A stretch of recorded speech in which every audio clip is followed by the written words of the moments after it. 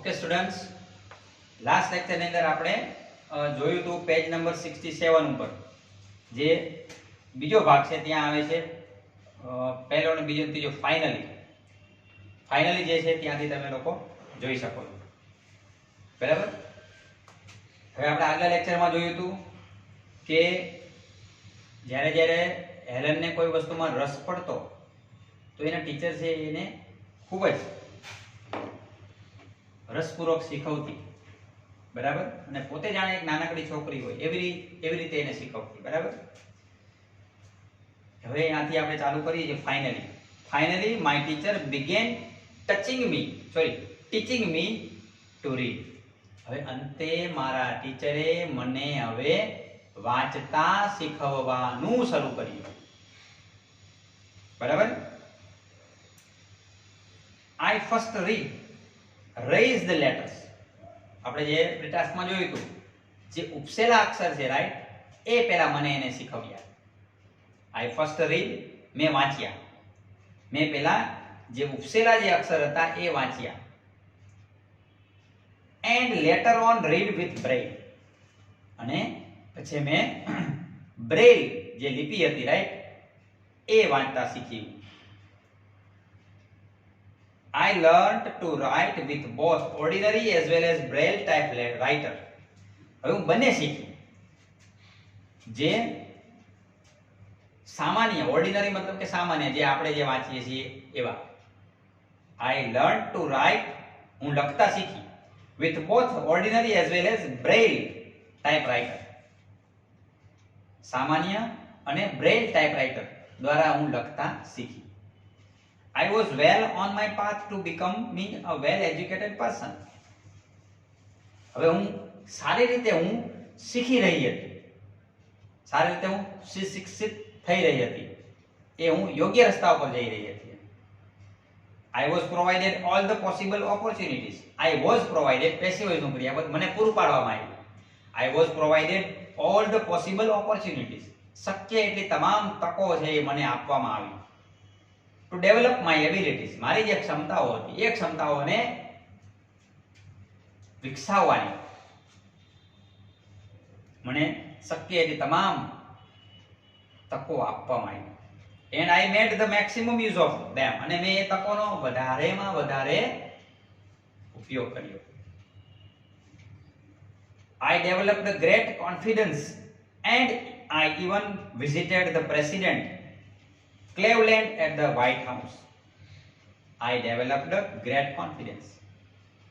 મેં ખૂબ જ આત્મવિશ્વાસ કેળવ્યો. હું ખૂબ આત્મવિશ્વાસુ બની ગઈ. And I visited the president. મેં પ્રેસિડેન્ટની મુલાકાત લીધી અમેરિકાના. ક્લેવલેન્ડ એ વખતે અમેરિકાના પ્રેસિડેન્ટ હતા ક્લેવલેન્ડ. એની મેં મુલાકાત લીધી. At the White House.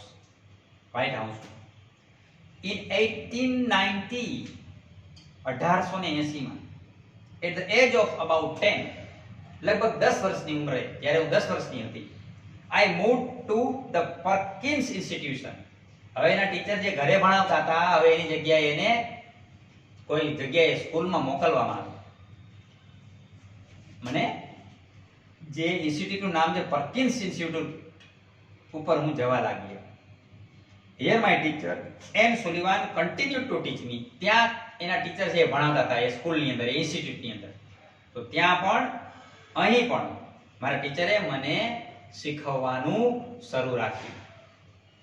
I could make friends with other blind children here.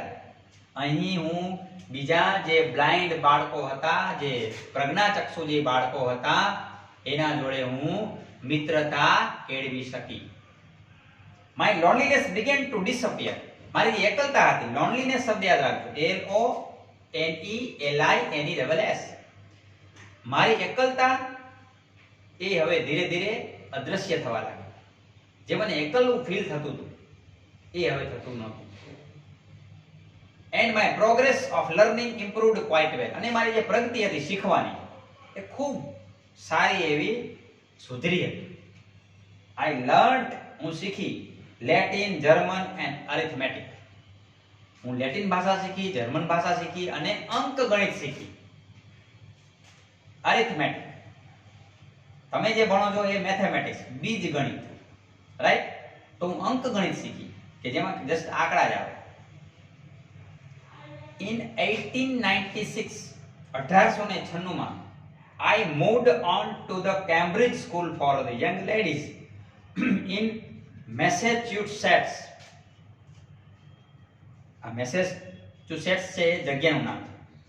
તો 1896 માં હું Cambridge school four young ladies, જે યુવા લેડીની જે ઇન્સ્ટિટ્યૂટ છે મેસેચ્યુસેટ્સની અંદર, તો ત્યાં હું ગઈ. હવે this was really a great achievement for a lady like me who was blind, deaf and could not barely produce sounds for communication.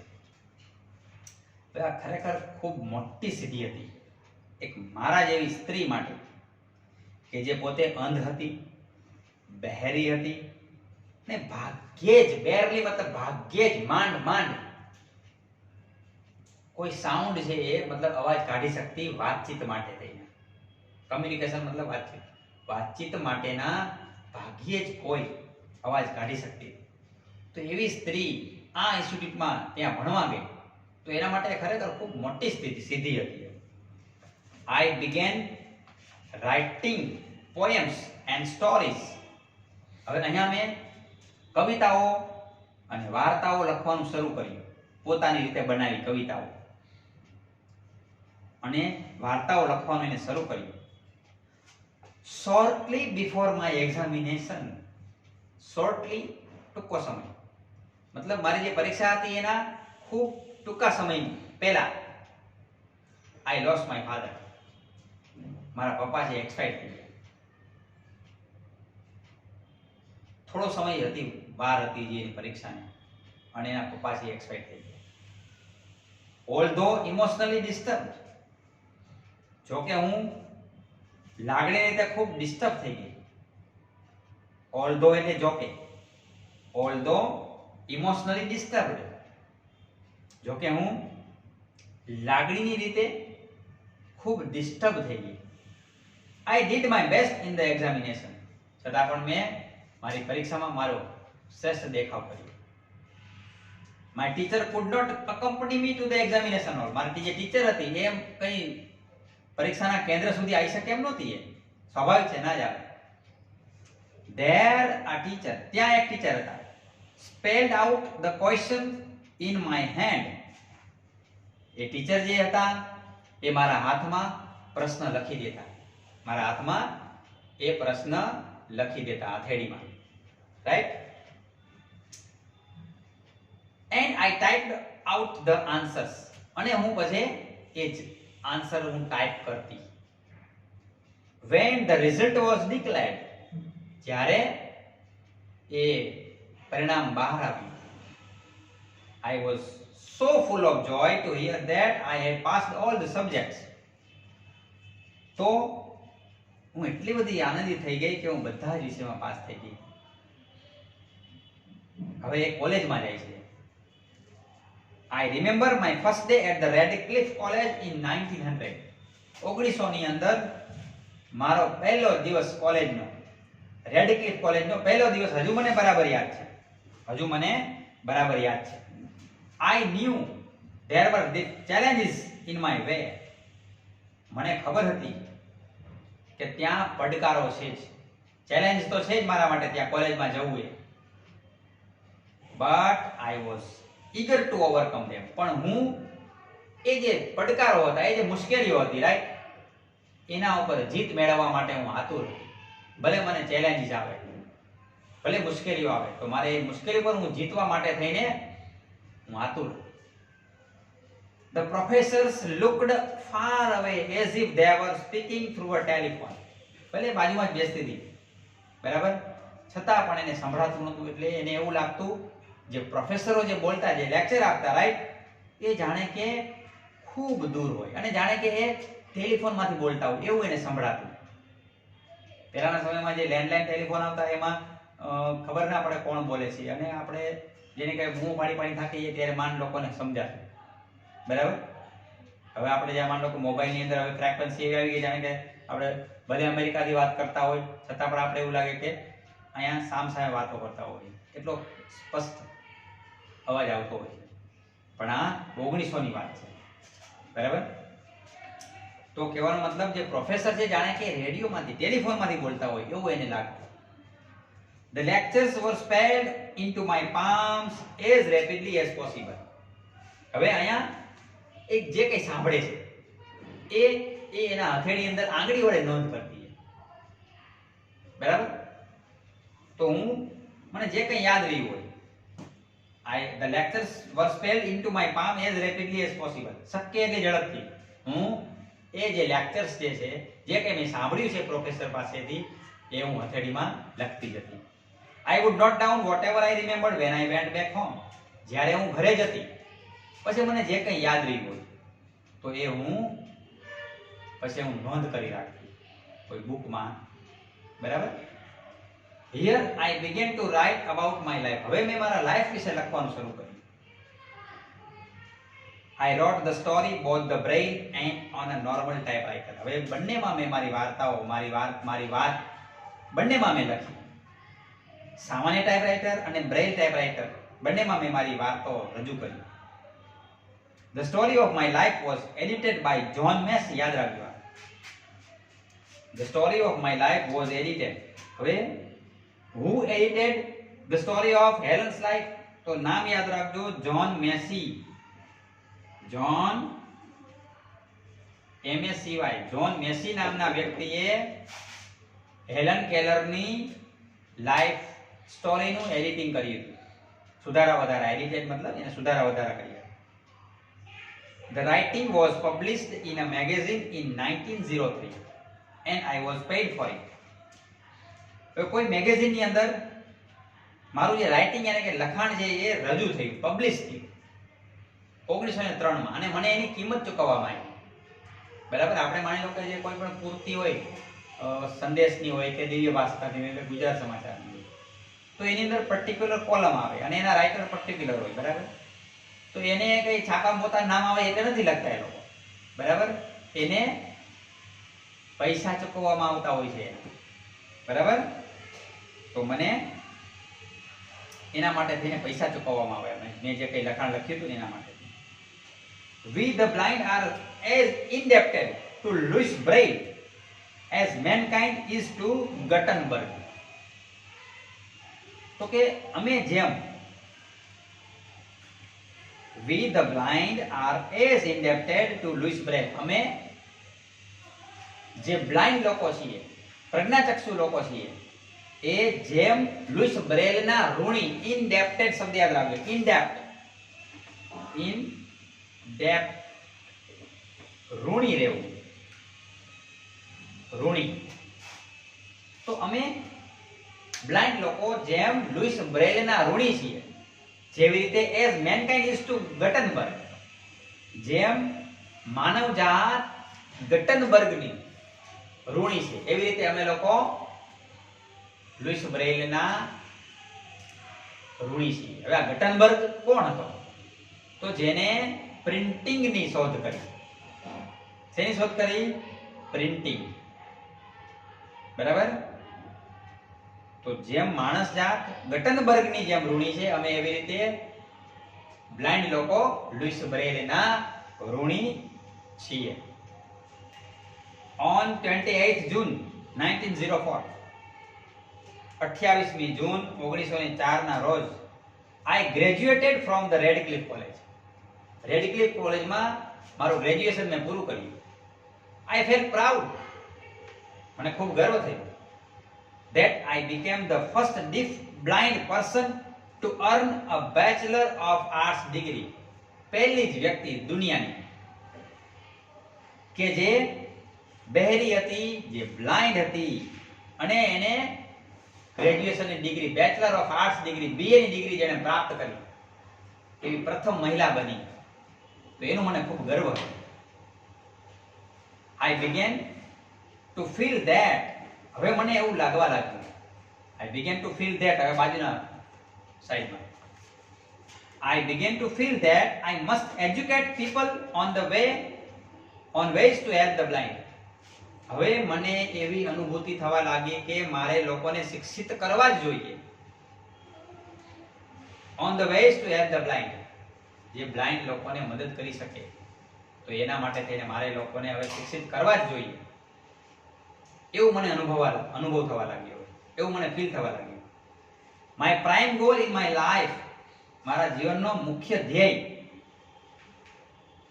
એ હતો, in my life was two spread awareness, જાગૃતતા ફેલાવી, regarding the poor નેગ્લેક્ટેડ state of the blind, their innate abilities, their inspiration.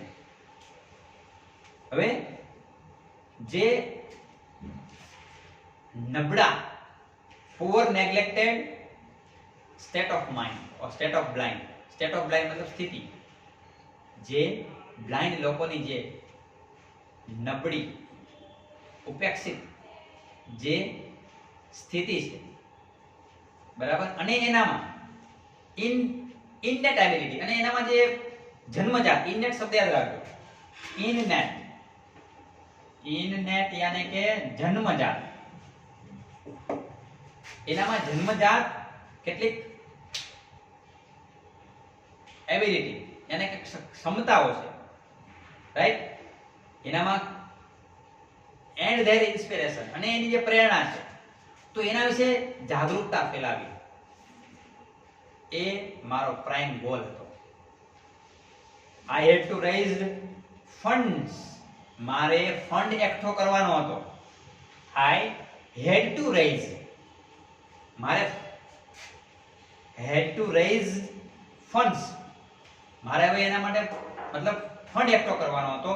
Not only to sustain a living for myself, sustain કરવું મતલબ નિર્વાહ કરવો, મારા જીવનનો, મારી જાતને ટકાવી રાખવા માટે, મારા જીવનનો નિર્વાહ કરવા માટે જ નહીં, but also to start projects to remove darkness and miseries from the lifes of other blind people. પણ જે બીજા જે અંધ લોકો છે, રાઈટ, તો એના જીવનમાં અંધકાર દૂર થાય, એના દુઃખો દૂર થાય, એના માટેના પ્રોજેક્ટો, એના માટેની યોજનાઓ શરૂ કરવા માટે થઈને મારે ફંડની જરૂરિયાત હતી. તો હવે એ ફંડ મારે એકઠો કરવો પડે એમ જ હતો. આઈ સ્ટ્રોંગલી ફેલ્ટ ધેટ, હું એવું અનુભવતી હતી, I must give the other what I had gained from my teacher and Sullivan, જે મેં મારા ટીચર જોડે મેં પ્રાપ્ત કર્યું છે એ હવે મારે બીજાને શીખવવું જ જોઈએ, મારે બીજાને કહેવું જ જોઈએ, રાઈટ, બીજાને આપવું જ જોઈએ, એ હું સ્પષ્ટપણે એવું માનતી. હવે બરાબર એ દરમિયાન then came a dark cloud in my sky, ત્યાર પછી મારા જીવનની અંદર ખૂબ જ મુશ્કેલીઓ આવી. અહીંયા લખ્યું છે dark cloud in my sky, મારા આકાશમાં કાળું વાદળું આવ્યું, ઇટ મીન્સ મારા જીવનની અંદર મુશ્કેલીઓ આવી. I was deeply concerned about that, એના વિશે હું ખૂબ જ ચિંતિત હતી. concerned, CONCERNED, એ મુશ્કેલી માટે તેનો ખૂબ જ ચિંતિત હતી. મુશ્કેલી કઈ હતી? તો કે my teachers eyesight was worsening, worse, bad એનું થશે કમ્પેરેટિવ નું ફોર્મ વર્સ, યાદ રાખો, વધારે ખરાબ. અને એને પાછું લાગ્યું છે વર્સનિંગ, અને ક્રિયાપદ છે વર્સન એટલે ખરાબ થવું, પણ મૂળ શબ્દ છે એ બેડ માંથી ઉત્પન્ન થયો છે, બરાબર. તો મારા ટીચરની જે આઈસાઇટ યાની કે દ્રષ્ટિ જે હતી, રાઈટ, એ વધારે ને વધારે ડે બાય ડે વોઝ વર્સનિંગ, દિવસે ને દિવસે ખરાબ થતી જતી હતી. એઝ અ રિઝલ્ટ, એના પરિણામે she could not see clearly, સ્પષ્ટપણે જોઈ શકતી નહોતી એ. she was brave enough to fight against her problem, પણ એને ટીચર કઈ જેવી તેવી નહોતી. જે સમસ્યા હતી એ સમસ્યાની સામે લડવા માટે એ પૂરતી સક્ષમ હતી, પૂરતી બહાદુર હતી. બટ આઈ વોઝ સોરી, પણ મને ખૂબ દુઃખ થયું, because she did not heed to her problem of her eyes, કારણ કે એને એની જે આંખોની જે તકલીફ હતી, રાઈટ, એ તકલીફનું એને ધ્યાન ન રાખ્યું. ટુ હીડ, ધ્યાન રાખ્યું, સંભાળ રાખવી. ઇન્સ્ટેડ, એના બદલે she continued to help me, એના બદલે મને મદદ કરવાનું ચાલુ જ રાખ્યું. ખરેખર એને એની આંખોની સંભાળ રાખવી જોઈએ હતી. એની બદલે એને મને મદદ કરવાનું ચાલુ રાખ્યું. At last my teacher lost her eyesight completely. અંતે મારા ટીચરે એની દ્રષ્ટિ સંપૂર્ણપણે ગુમાવી દીધી. And became blind by the year 1935.